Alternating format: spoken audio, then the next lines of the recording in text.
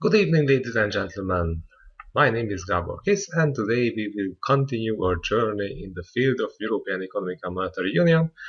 And after the last week, when we were talking about the optimum currency area, let's jump into the exchange rate regimes. So, first of all, we have a constraint here. So, then we have to talk about exchange rate regimes.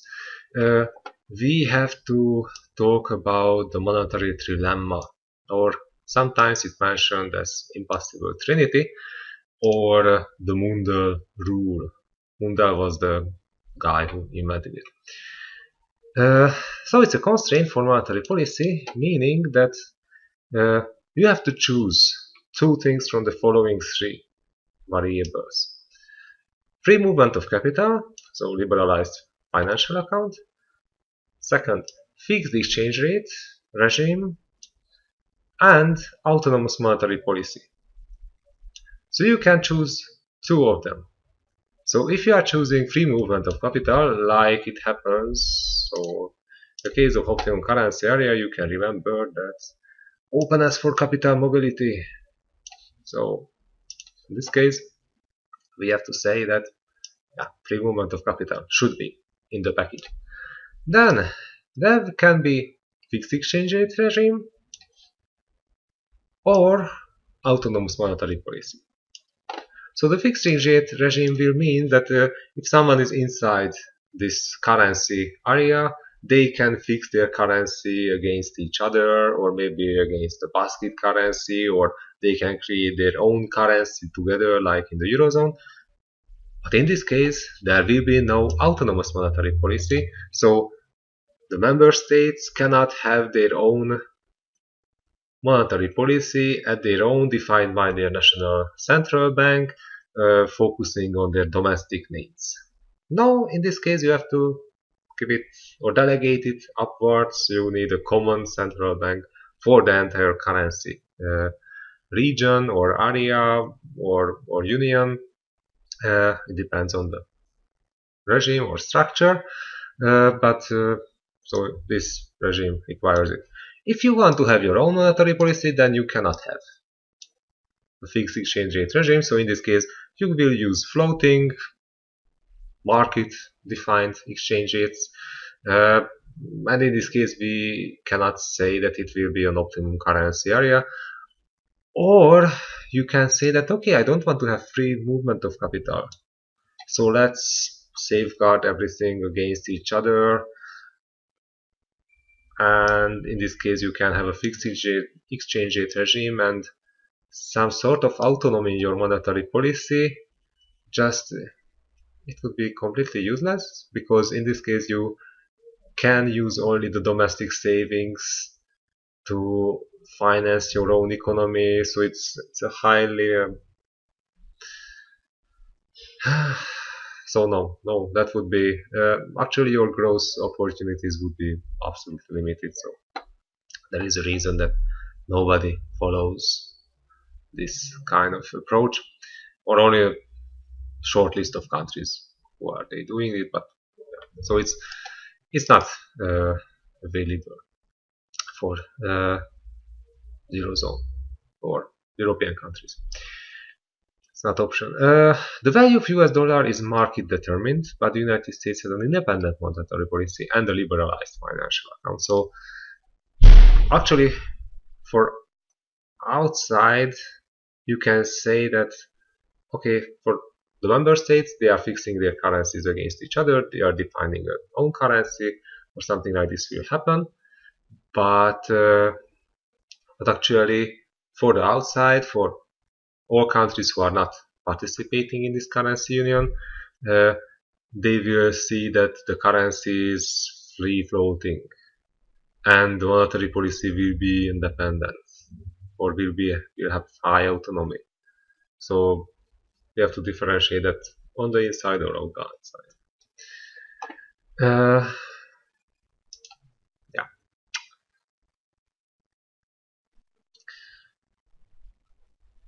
But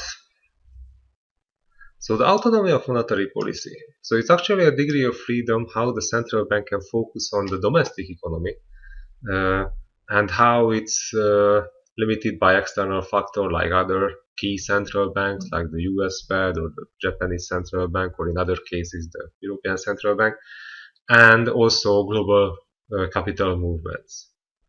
So in many cases, if your country is not big enough, if it's not robust enough, so we can look on the size of the GDP, we can look on the uh, foreign trade to GDP ratio if it's lower than 50%, which is not that so usual. So usually it's way bigger. It's usually around 70%. Then actually your degree of freedom will be limited anyway. So it means that actually if you are staying outside the euro area and you are a small and open economy, then your autonomy will be still limited. You can be really happy that, oh, I have my Czech krona, oh, I have my Danish krona, oh, I have my Hungarian forint, but actually you have to follow the decisions of the European Central Bank step by step because it defines your complete entire external environment of funding. So in this case, yeah. Still you have something, just it will be highly useless. So what is autonomous monetary policy? I defined it already. So it's we cannot say that it's independent. Monetary independence means that monetary policy and fiscal policy on the level of the state or politics is different. So it means that the financial Ministry of Finance cannot guide or micromanage monetary policy. They don't have an influence on them. This is independence, but autonomy is different. So then let's see the following issues. So what are the possible exchange rate regimes? Because it's really nice that we can say that fixed exchange rate regime or floating, but let's define them. So what is fixed exchange rate regime and how it's related to the euro? So first of all, we can fix a currency against another currency. So let's say that from now on, British pounds, 1 British pound will worth 10 euros. Or usually it's backwards, so 1 euro will worth 10 British pounds, and after that the central bank will try to maintain this exchange rate from their foreign exchange reserves, and also it will guide their interest rate regime because they are trying to maintain the differential between the foreign, so the exchange rates inside the eurozone and the exchange rates inside interest rates inside the eurozone and interest rates inside England, and they have to change this interest rate premium to smooth out capital movements and to motivate them to flow in if they want to flow out. So in this case you are increasing the premium. So in this case you are tying yourself to one currency. Usually it can be US dollar in most of the cases, or sometimes, or still there are many countries which are focusing and fixing their exchange rate against the euro. In the case of European Union, Denmark follows this really tight 2.5% of fluctuation band because the idea of euro introduction was rejected by the people, and since then they are practically using euro, just they have their own currency, because this 2.5% of fluctuation band is really narrow, so actually follows. It can be beneficial when you are conducting most of your trade, majority of your trade with this currency area. So actually, if you remember on last week, you can see this graph. So actually in the case of Denmark, they had nearly 60% of their foreign trade was conducted with the entire European Union, So actually we can say that for them it's highly obvious to fix the currency to the euro.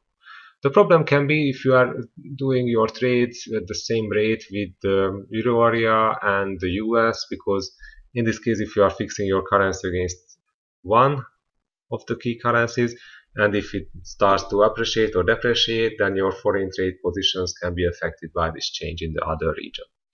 So in this case it's way more wiser to say that, okay, let's have a basket of currencies. So let's say one half is US dollar, one half is euro, or maybe we can add some other fictional currencies like the British pounds um, to make it more colorful and diverse. And in this case, the country like shocks will not affect instantly your exchange rate. So it's much more balanced because usually they are fluctuating against each other. So if you are able to balance it out, then your currency can be made way easier to balance. Or you can use gold. Now it's completely outdated, but still we can say that there is a chance to use this. And usually you have to use a narrow fluctuation band, usually 1 to 2% or 2.5% both direction. And yeah, that's all. And in this case, you have to maintain it. So monetary policy focuses on the stability of the exchange rate with direct interventions from the foreign exchange reserves and indirect interventions by changing the interest rates, or what I mentioned already, the premium. And there can be benefits for this system because they are really easy to adopt, really easy to build into your expectations, so with a stable exchange rate. And for the companies it will be simple, and for the household, so you can say that, okay, if I'm conducting my export or the import activities, then I will know that if I'm writing now this contract that I can export sausages for my foreign partner, then we can have this exchange rate, and then my profit margin will be same when I deliver and pay it after that point. So also it harmonizes inflation levels, at least the growth of inflation usually, growth of price level will be similar. Obviously if there are differences in productivity levels, then it can have an impact, additional impact on the inflation, but at least there will be no significant difference in inflations. And sustainability. So usually if a country introduces a fixed like system, then maybe they can operate it for a decade or 2 decades, but sooner or later it starts to become obsolete because the external or the internal environment or both will be changing. So actually this is the practice. Okay, you can ask the question that, come on, Denmark is conducting this for nearly 3 decades. No, it's just 2 decades now, but yeah, that's Denmark. So in the case of the rest of the world, usually it's really hard to maintain without any changes the exchange rate. So sooner or later it will be obvious that you have to appreciate this currency or depreciate this currency. You have to do some sort of management, some house gardening to adapt to the changes in the environment. And also the problem is that the entire monetary policy will be the factor of the other country's monetary policy. So it will be a bit way harder to manage your own banking system, for example.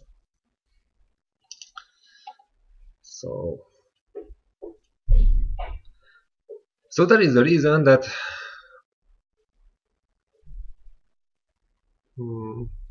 using fixed exchange rate regimes, they tried actually. Later on we will see it, but actually it was much easier to say that let's have a common currency and let's have a common central bank to represent this. So let's see that what are the ways of introducing the euro. So actually If you are outside the European Union, you can introduce euro anytime. It's not legal, or at least it's not meeting the standards of the treaty about the European Union. That can be the spontaneous euroization, like it's happening in Montenegro or Kosovo. But in this case, you cannot be the member state of the European Union. So before of that, you have to introduce some sort of national currency. So the official way to introduce this, uh, it means that you have to adapt the four freedoms: free movement of people, capital, services, and products. And also you have to have the commitment about civil rights. You have to introduce, uh, and that will be obligatory for you to introduce the euro in the future. And also you have to meet the Maastricht criteria. So after that you became part of the European Union by meeting all these requirements. Then the second step will be the Maastricht criteria. So price stability. Inflation rate should be similar to the rest of the member states inside the euro area. It's obvious because otherwise it will be unmanageable for the central bank, the European Central Bank, to manage your economy added to the sample. Sustainability of government financial position. So the deficit should be lower than 3%, and the public debt should be lower than 60% of the GDP. But we know that actually if it's shrinking and if it's decreasing, then it's completely enough. So nowadays it's a bit more sophisticated, but still the Maastricht criteria were not adopted. So at least we can say that you have to have a sustainable financial position. Anyway, this financial position will be monitored by the European Commission, and it will be closely monitored. So during the so-called European semester process, we will learn about it later. Actually, member state governments should submit the proposal for their annual budget. Then the Commission can have some suggestions. Some of them can be mandatory suggestions, modifications on this budgetary proposal. Then they are conducting the modifications. Then the Parliament accepts this. They are doing this, executing this budget, and then after that the European Commission will monitor this, that it was executed according to their suggestions. So it's a really close follow-up what is happening here. Also, you have to maintain a wide fluctuation band. So this is the exchange rate mechanism 2 for at least 2 years. So actually you have to stay inside this fluctuation band, which is really wide. So it's 15%. I think it's really easy to stay inside. So if the central bank has some sort of credibility, then they can do it. So this is the easiest requirement. Long-term interest rates should converge. Actually, market participants, if they think that euro adoption is credible, then it will be maintained. So actually, this convergence will happen anyway, if until the success can be credible for bond market investors. So the hard point is this one. If a country can keep their currency inside the bond, the broad fluctuation band, then after 2 years they can introduce euro. And then the fun will begin, because after that monetary policy will be conducted by the European Central Bank. Obviously your national central bank will be represented after that in the decision-making process at the European Central Bank, and also your banking system will be partially supervised by the ECB, and also you can have all the safeguard measurements like the European stability mechanism funds to bail out the budget if you are close to default, and also you can have access to the bank resolution fund. So if there is a bank crisis, then you can use also some extraordinary funds for to bail out the banking system. So it has many benefits. So it's not just the currency, what you should remember. What are the consequences of the introduction of the euro? So as I already talked about you that this is the fancy part, so a seat in the governing council for the head of the national central bank. So you have a voting power now. Okay, you have only one voting power, but come on, if you are able to arrange some negotiations with the other heads, then you can have your own faction and then you can arrange things.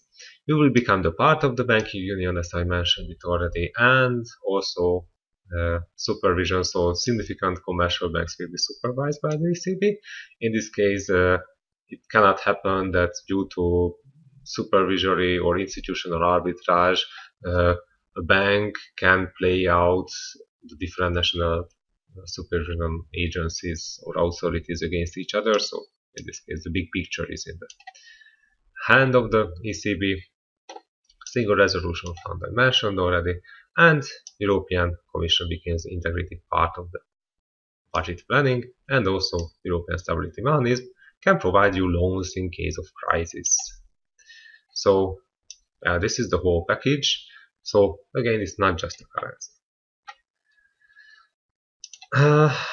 And obviously, you can say that, okay, I want to be the part of the European Union because I like the common market, or Schengen area, but I don't want to be the part of the Eurozone. Actually, if you are the member state, then you have to, it's obligatory to introduce Euro, except in the case of Britain, now they are out of the question. Denmark, they have the opt-out right because they had this due to their special conditions, but for the rest of the countries, in the far future, they have to introduce Euro, but actually there is no deadline for that. So, yeah.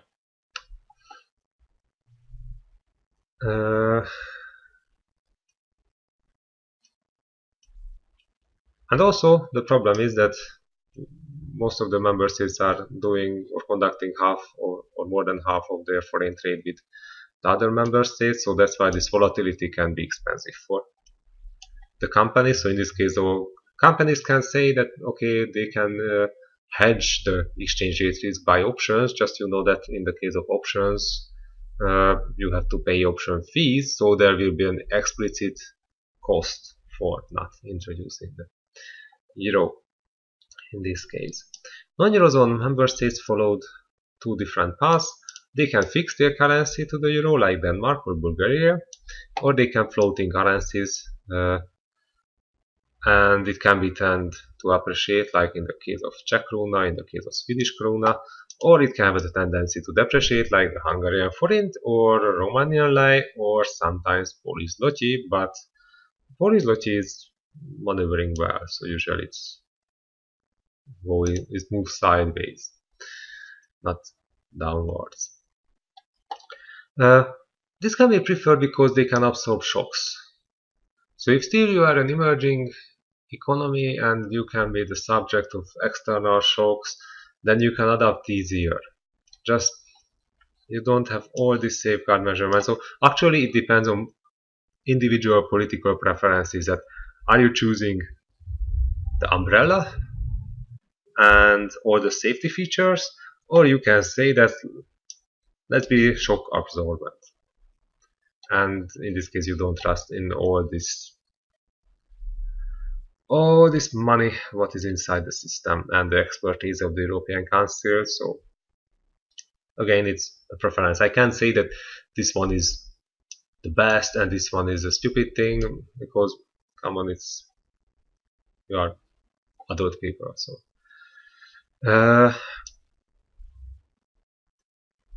So that's why depreciations of the currency can stimulate export and growth under crisis.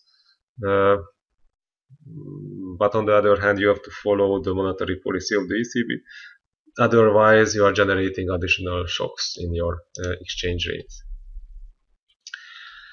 And let's say that why there is no other option. Why we can say that, You can adopt the euro or you can have a floating like system.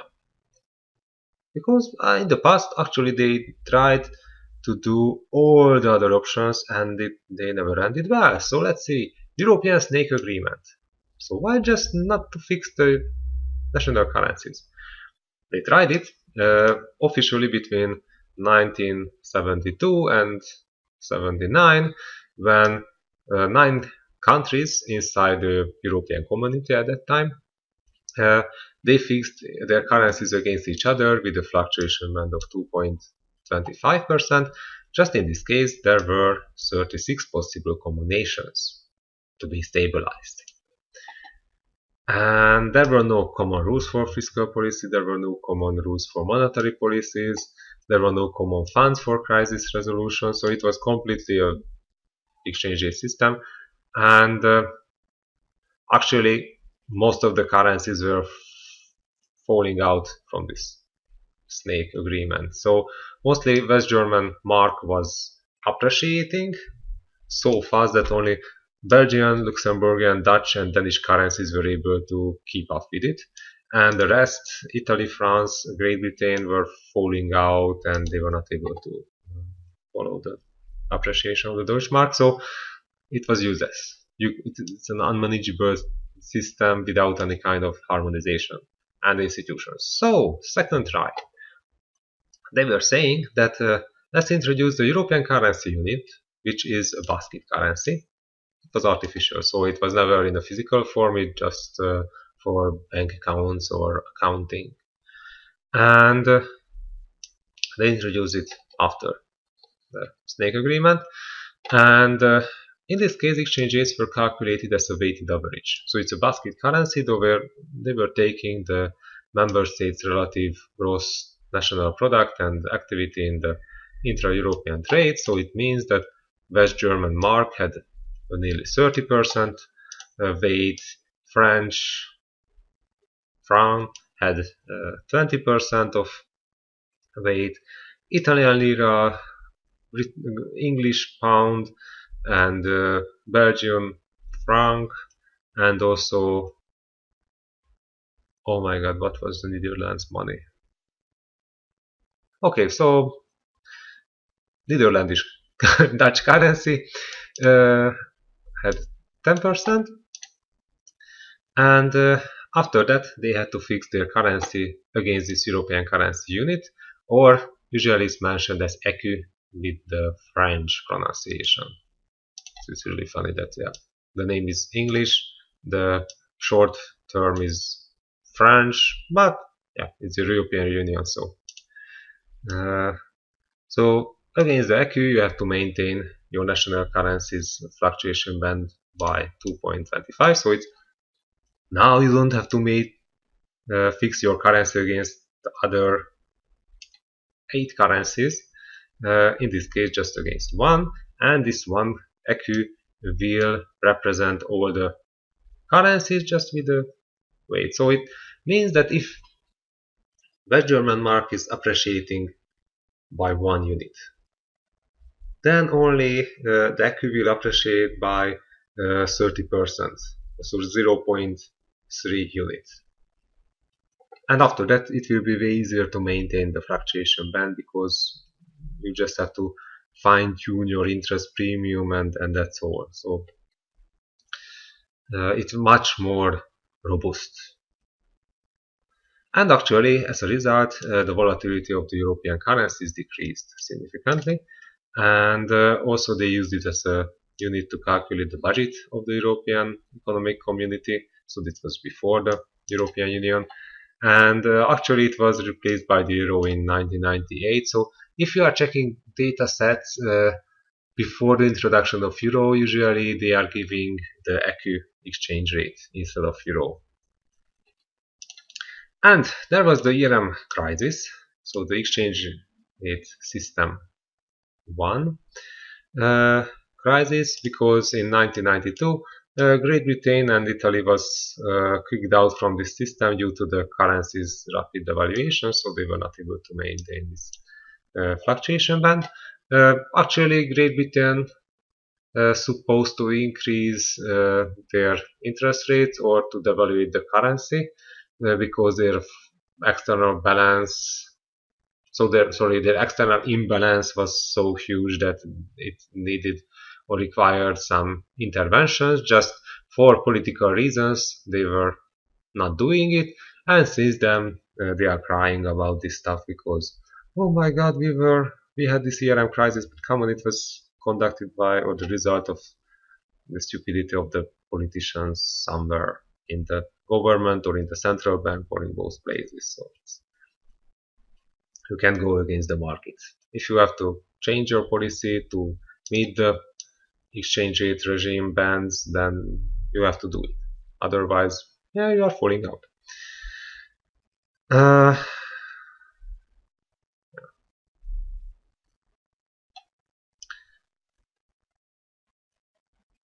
and the problem is that actually uh, this system had no central bank, so monetary policies were still not harmonized, but mostly the system actually forced them, except in this case when they were not following it. So it was robust, simple, but not sophisticated.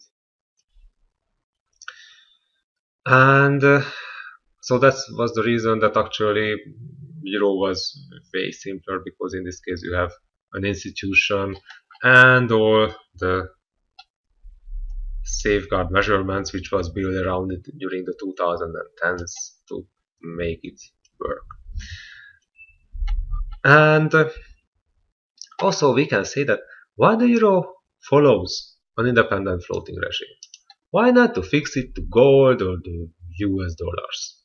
And actually the problem is that there is no currency to backed which is backed by a big enough economy to fix the euro to it.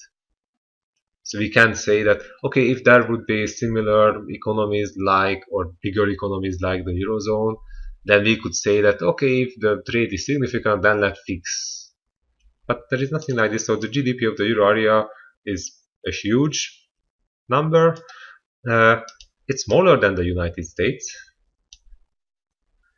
but compared to China or Japan, it's still enormous. So the euro could be fixed only against the US dollar. And last time when they tried it after the Second World War, that was the Bretton Woods system, it did not end it well, because at this time, so you can see that it is, so that was the disembarkment in Normandy in this year, so they were in the last year of the Second World War, and in this case US dollar fixing was obvious because more than half of the global gold reserves were concentrated already in the US, so why not to fix the US dollar against the gold officially, and all other Western European currencies to fix them against the US dollar. So in this case, they were able to say that even the French franc is backed by gold, just through the US dollar, because the US dollar had this 1 ounce of gold to 35 US dollar ratio. The problem is that it's really hard to maintain such a system if monetary policy is not limited and the fiscal policy is also not limited. So we can see that there are reasons why they had to introduce all these regulations, because they learned the lesson. Why? Because the entire Bretton Woods system was short-lived. So we can see that it was operational for 3 decades, but actually the first decade after the Second World War was completely about reconstruction and so the rebuilding the physical infrastructure and economy in Europe. So we can say that after the mid-50s we can see that Bretton Woods was working. And actually in the middle of the 60s, inflation started to rise in the US due to Keynesian monetary policy, which focused only on domestic unemployment levels. So if unemployment started to increase, then interest rates were cut back, but it generates some sort of inflation. Just after this point, it started to become bigger and bigger. And actually, the central bank warned the Senate that they had to do something with that. Just they never did anything because at the same time they had the Cold War, they had the Moon program, they had to maintain huge armies in Western Europe against possible Soviet invasions. They had to war in Vietnam, so it required money and it generated inflation. And there were huge weapon development programs as well. And also the public debt was increasing dramatically at the same time. So at the beginning, European countries reserved US dollars because they were really happy that they can fill up their reserves finally after the war. But later on, when excessive dollars were still flowing into the market, then they started to become upset. So practically, European central banks were forced to absorb the excess liquidity coming from the United States in form of excessive US dollars, because otherwise this designated exchange ratio between the US dollar and the gold would fall apart. And also raw material exporter countries became also really uneasy of this situation, because in this case when you can sell your oil only against US dollar and the purchasing power of US dollar is constantly decreasing because of inflation, then it's also bad news for you. So actually it became completely uncredible, and in 71 they devaluated the US dollars in the Switzerland agreement, but after that in 73 they had to suspend this system and they had to introduce a floating regime. And after that, what is coming? Enormous fluctuation in exchange rates, so high volatility in exchange rates, because market had to build up all the. So before all that, there was no floating exchange rate regimes in the history of humanity, so they had to acquire the know-how.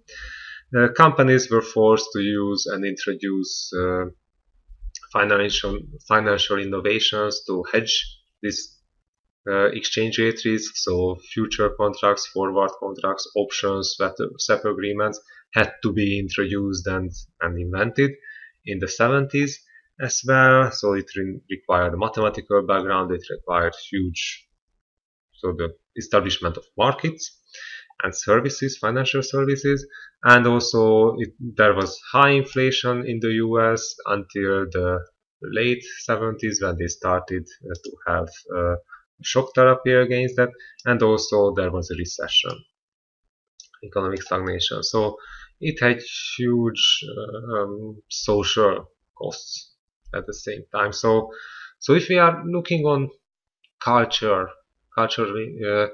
influence on the US or even on the Western European culture, we can say that society was suffering from it so much. So if you are looking on music, we can compare what was the popular music in the early 70s, in the late 60s, and in the 80s we will have heavy metal, which is a nice thing, just we can see that how things go sideways.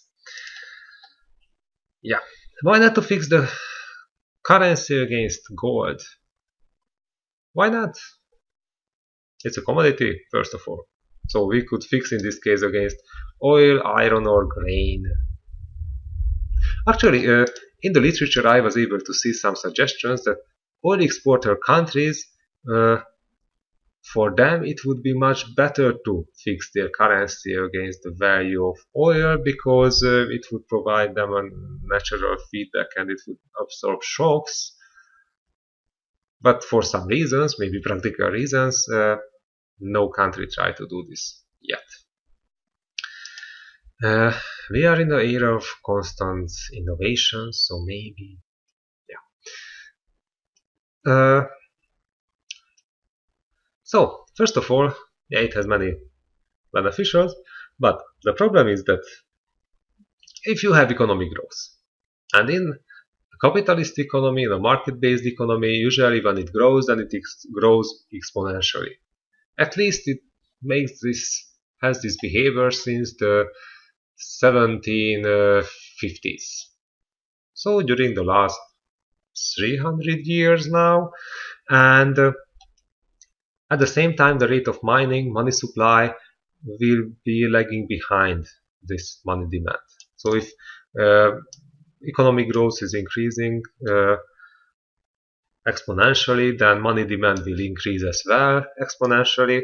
And if there is not enough money supply because you are not mining fast enough, because usually mining can have this linear behavior because gold is not that common, then actually prices will decrease so that you can create a deflation or shock. And you don't want to do this because it distorts all the economic relations. And actually, there were cases when this happens. So when suddenly they were able to find a large gold supply uh, during the early modern periods in Europe, so after the great or during the great geographical discoveries. So first of all, the Portuguese find uh, new ways to get the Western African gold, because before of that it was mined and traded towards the Middle East or by many different merchants to Europe. But after that they had direct link to this mining territories, and also we know that from the Americas they were also collecting hundreds of tons of, if I remember well, 108 tons of gold was from collected from the Americas, and also 8,000 tons of silver was also coming from Americas. It seems to be big, but actually you can think about it that right now it will be completely useless. So right now all the gold reserves in the hand of central banks are around 36,000 tons. So that's why we can say it's slightly low. And so actually the economy is too big for such small gold reserves. And actually since Napoleonic Wars and even before Napoleonic Wars, gold standard was introduced in the Great Britain, and later it was adopted as well on the European continent. So usually central banks had some sort of gold reserves, and with this reserve they were issuing the paper money. But actually the amount of paper money was constantly increasing to serve the economic need, and it was also really hard for central banks to balance this system out. So interest rates had way bigger fluctuation and uncertainty than today or since the Second World War, because there is we can't find this mandatory gold fixing in the system anymore. So gold can add distortions to the system with biases. GDP, it biases interest rate, it biases even the price level, because the supply and demand shocks in the availability of gold can have also an impact. So yeah, we can say that okay, it stabilizes exchange rates, but all other macro variables will be biased. So that's why you cannot use this. But actually still we can say that central banks are keeping gold reserves, so it not disappeared completely from the system. So Eurozone has 10.8 thousand tons. Also in the US they have a lot, and so we can say that even in the Eurozone the foreign exchange reserves are slightly bigger just than the gold reserves, so it's still big enough. Just actually the problem with gold that it doesn't pay you any kind of interest rate, so that's why it's much better to keep foreign exchange reserves, because in this case you can invest it to government bonds like US government bonds, or you can invest it to bank deposits in foreign central banks or at the Bank of International Settlements, so you can get some sort of interest payment. In the case of gold, you don't have interest income, and also the prices of the gold can fluctuate. So that's why it's not that popular. But right now, since the last decade, high quality government bonds are starting to behave like gold. So their interest rates are really narrow, or sometimes zero, or sometimes even a bit negative. So that's why gold became popular again, because right now there is no gain on keeping high quality government bonds because they don't pay you anything. The international role of euro. This is the last part. So how can we define that why euro is important? So actually euro was the second most important currency in 2017, but actually if we are checking the report from last year, still the situation is the same. So US dollar is the first by representing 40% of the global payments, and the second is euro. Also, in the case of foreign exchange reserves, US dollar has a major importance, while euro is fluctuating around 20 or between 20 and 30%. It depends on the actual situation in the last 2 decades. Then it has 16% share from foreign exchange turnover, while in the case of US dollar it has 40. In the case of denominator of debt,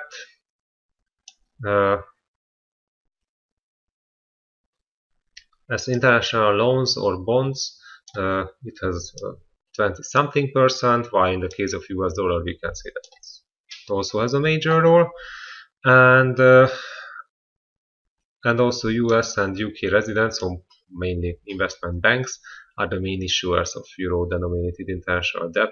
So usually companies, when they need euro for funding because they want to open some operations inside the euro area or inside the European Union or around Europe, and they need euros, usually they are issuing bonds in euro as a currency. And that's why they need this kind of funding.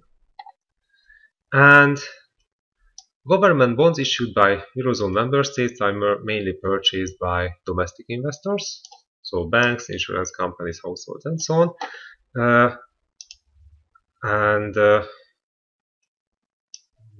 The rest of this 30-20% will be purchased by external investors. So most important foreign bond holders are Chinese, UK, Norwegian, Australian, Japanese, and US bondholders, investors who are purchasing mainly German, French, Dutch papers because they are high quality papers. So that was all, and next week we will continue with monetary policy.